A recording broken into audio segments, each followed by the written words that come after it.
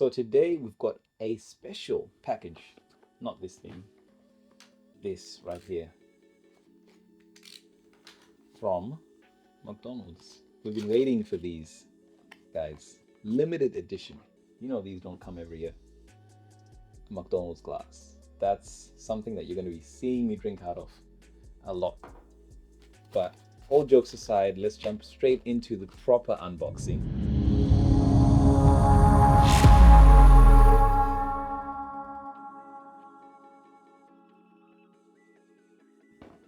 Of this right here, which we ordered because we wanted something that would be compact and be able to match the Sony a7S III. And as you know, the Sony a6700 has the same sensor as the Sony FX3. So we'll be putting it through its paces, but inside the box itself, you actually just get a couple of user manuals, nothing more than that. And you know that we're not going to read those. And jumping into the box, that's the box itself right there. Comes with a strap. I wonder what else it comes with. They give you a battery. Great. It comes with the FZ100 battery, which we have lots of because we use A7 III, A7S III, FX3, and so on. They're pretty good battery. All right, that's the rest of the box is empty, and it looks like, I wonder what that is. Let's have a look. It looks like this is the a spare viewfinder piece. Nice. Chuck that away. So this is the camera, guys. The Sony a6700. It feels very hefty.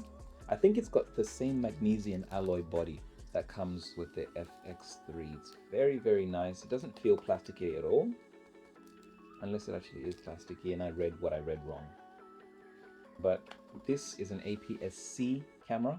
As you can see, very, very small sensor. Now let me actually grab a full frame sensor for you to be able to see the difference between two. So here is a full frame camera right here, and this is the difference between the two sensor sizes. Full frame sensor, APS-C sensor. Now full frame sensor, better in low light than APS-C, and I don't like leaving sensors exposed, so I'm gonna put these lenses back on. But yes, back to this camera right here. We're gonna test it out and see how it works. One of the most beautiful things about this camera is no recording limit, shoots 4K 120 if you're in NTSC, but over here in Australia where we use PAL, so we get 4K 100.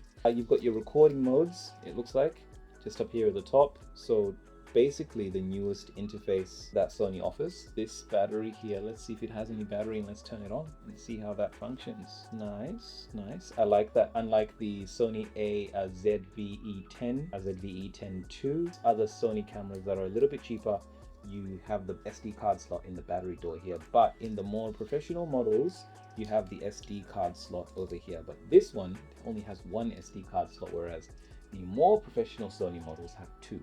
So I know a lot of people would say don't use this for professional shooting, but if you're doing something like multicam, etc., you can afford to do that. It's not the biggest deal in the world. I wouldn't use this as an A cam, but B, C, D cam, you know, it's not the worst camera in the world. So HDMI out here, full size, got your 3.5mm headphone jack in and 3.5mm mic jack. You also have USB-C charging here and HDMI out. So now all the cameras nowadays coming with USB-C, which is awesome to see because we're tired of that micro USB inputs. They're terrible. But yeah, let's turn this baby on. So that's lock, and that's that. This is a 26 megapixel camera, and we're just gonna throw on a lens really quickly. We'll throw on the Tamron 28 to 75mm lens onto this body and just delve into the settings very quickly. Feels nice. It feels, the grip feels great.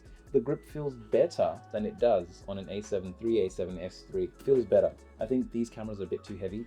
This, we've also purchased a cage for it because we're probably going to use it mostly for video. And on button is right there, as the camera feels nice.